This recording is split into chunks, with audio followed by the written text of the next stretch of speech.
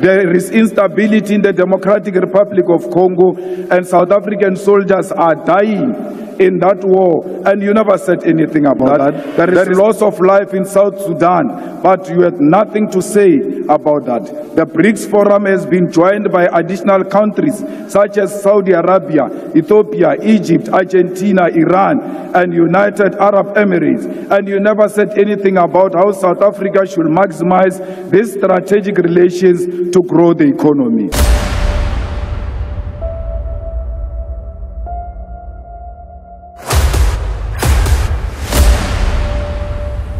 This is the journey to one Africa. Thank you very much. We want to acknowledge the leadership of all political parties that form part of the progressive forces here in Parliament. This includes the leadership of Umkhonto weSizwe Party, the African Transformation Movement, the United African Transformation, and the National Colored Congress. We want to salute the people of South Africa who have rejected the former liberation movement that has enjoyed political power for the last 30 years. Today, that era has come to an end. It is beyond doubt that the former liberation movement failed to turn the political power into economic power. As our forefathers in the liberation struggle in the African continent said, political power without economic power is meaningless. Mr. President, you indeed spoke like a badly wounded buffalo yesterday. You spoke like a given-up soul. Nothing inspirational came from that tired speech yesterday. You didn't speak like a person who declined electoral support with 17% to less than 50%. How on earth do you repeat a SONA speech that made you lose elections? You were saying to South Africans yesterday, in so many ways, that you learned nothing out of these historic elections to an extent that you want to continue business as usual. We grew up being told that some of you were collaborators, but we gave you some benefits of the doubt. It was said in this house that you personally wrote a letter to the apartheid police accusing your fellow comrades of planting communist ideas in your head, and we refused to believe that story at that time. It now makes sense that despite the apartheid regime being so oppressive against all freedom fighters, you peacefully and uninterruptedly attended university, and you were given your first job by the ambassadors of apartheid, capitalism, and colonialism. Without a hassle, you bought yourself a first car and a house with the assistance of the Urban Foundation, which was anchored by the Ruperts and the Oppenheimers, while your comrades were sleeping under trees in exile and languishing in jails. We asked ourselves as to how did you form a union of mine workers without being a mine worker? Can't you know? You were the conveyor belt between the workers and the super exploitative mining capitalists in South Africa after the Oppenheimers and Anglo-American had concluded that the mine workers must be organized. Our elders in the struggle have made allegations before in this house that throughout the struggle against apartheid, you were insulated from any form of arrest and harassment by the apartheid system. Towards the end of apartheid, you shockingly placed yourself at the center of the negotiation for the end of apartheid. No one knows how you arrived to be at the center of the negotiations of our liberation. It now explains as to why so many compromises and capitulations were made, leading to a situation where economic power remained in the hands of the white minority. Malema, can you take a seat? There's an order by the Deputy Chief Whip.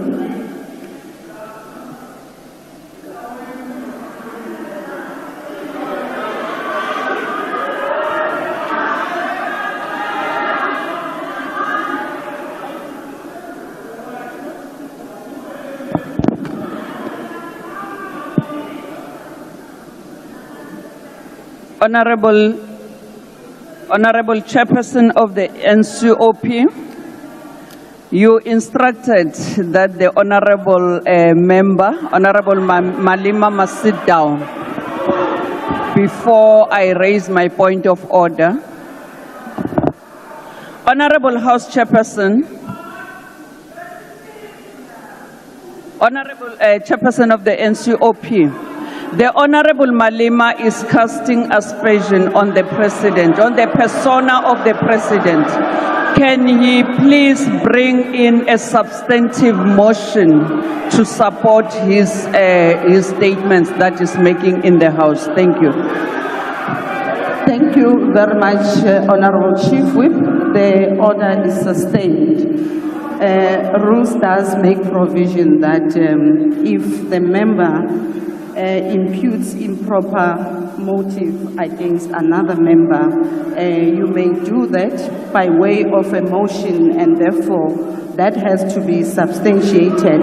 And therefore, Honorable Malema, can you then proceed with your speech? I see there's another point of order that's been raised on DA.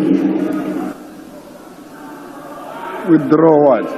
Thank you, Madam House Chair. Madam House Chair, I rise on a point of order in terms of Rule 92.10, which indicates that when a point of order is raised during the debate, the member called to order must resume his or her seat, and after the point of order has been stated, the presiding officer by the member raising it, the member raising the point of order must likewise immediately resume his or her seat when she has concluded his or her submission. Madam House Chairperson, can I just get clarity on the fact when the Deputy Chief Whip of the ANC raised the point of order, the member at the podium remained standing, and I would just like your ruling on that. Thank you. Honorable Malema, we have requested that you take your seat, but despite that, you did. Thank you very much. As I have ruled on the previous order, as I've ruled on the previous order that was raised by the Chief Whip, Honorable Malema, can you take your podium and apologize on what you've just said?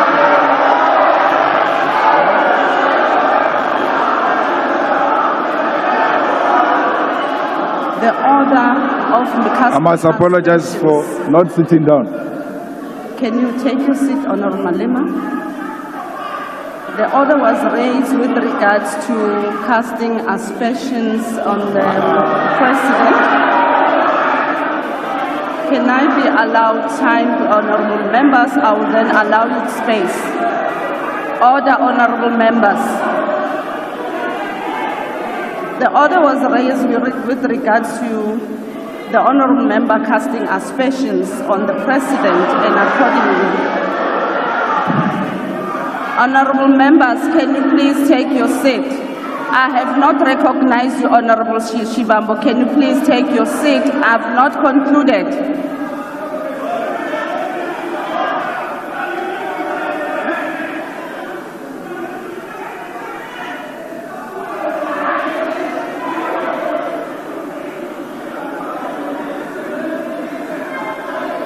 Honorable member, can you allow me please to conclude? Honorable Malema, you can take the podium, but please, can you please withdraw, or rather not repeat what you have said earlier on as you proceed with your speech? Honorable members, please, can you? Honorable members,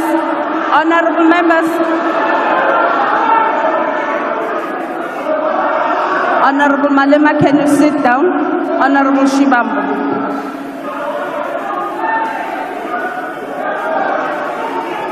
On a point of order, House Chair, we are going to forgive you because we are new. You don't know the rules of this parliament. When a point of order is raised, you must specify the rule and the specific sentence or a phrase that you say this is a violation of the rules of the National Assembly. What the Commander-in-Chief is doing is to give a political characterization of a phenomenon. That is a point of debate. is not casting aspersions. How else do we deal with political questions without giving context to what got to transpire to where we are now? Where else do we say that except here in this parliament? You can't suppress political debate because of your misinterpretation and misunderstanding of the rules.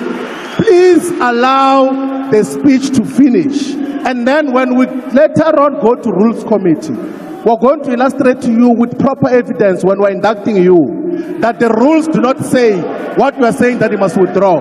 Please be patient with this process. We are going to understand them when time progresses. Currently, your application is incorrect. Thank you, Honorable Shibambo. Honorable members, Rule 53 makes provision that if a member makes personal reflection on the member's integrity that are equally offensive or damaging, which cannot be necessarily substantiated.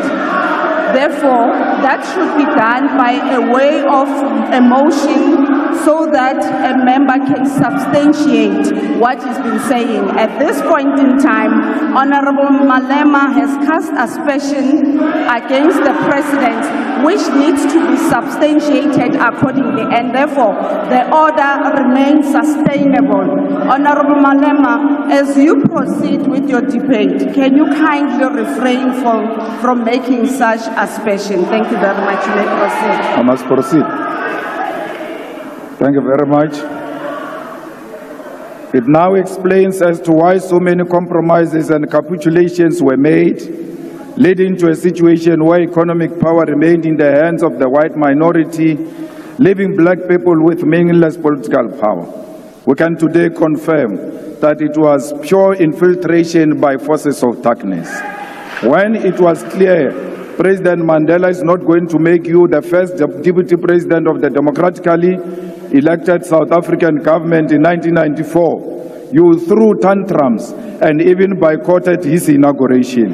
The same President Mandela you asked us to celebrate yesterday, you missed the historic moment to do so in 1994 because of personal aggrandizement. Like many people in South Africa, I stood here in this house and said we will give you the benefit of the doubt, believing that the allegations against you of being a collaborator might not be true. I will tell why I'm giving you this personal account.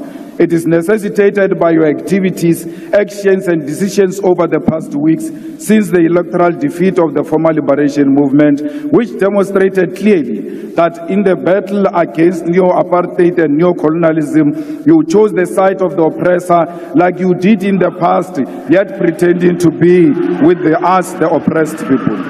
Why will the apartheid beneficiaries say that among all black political leaders, you are the only one they can work with to an extent that you are called a better black with a better accent, and you believe them over us?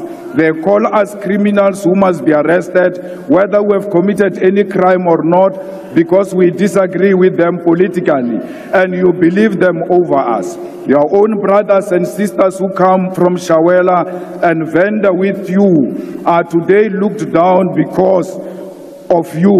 You have committed to be a representative of the oppressor. The white capitalist establishment is willing to turn a blind eye to even serious allegations of wrongdoing against you because through you, they believe that they will perpetuate the exploitation of the oppressed class and reverse the gains of the political freedom attained in 1994. It doesn't matter what you say, but we want to state categorically that the coalition between the Democratic Alliance and the former liberation movement is a sellout position typical of collaborators who sacrifice and compromise the struggle against apartheid and colonialism.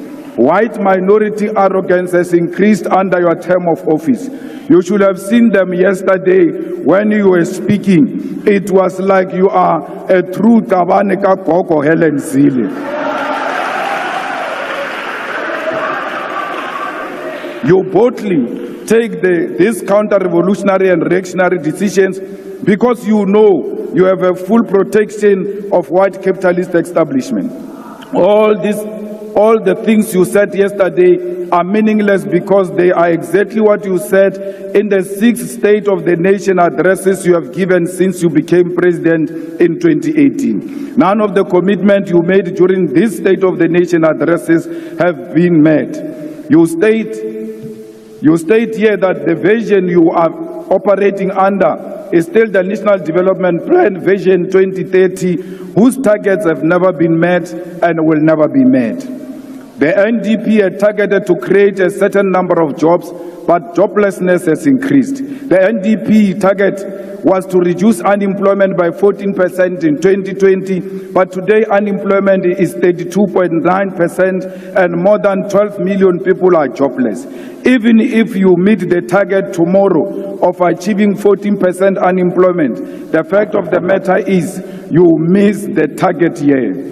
The NDP target was to reduce poverty from 39% by 2030, but poverty today is more than 50%. More people live on poverty under your presidency than any other period in the past 30 years. The NDP target was 10% of the GDP for infrastructure investment, but between 2010 and 2022, public sector infrastructure investment was not more than 5.8%. The NDP target was to grow the economy by an average of 5.4% for it to be practical to achieve any of the NDP goals.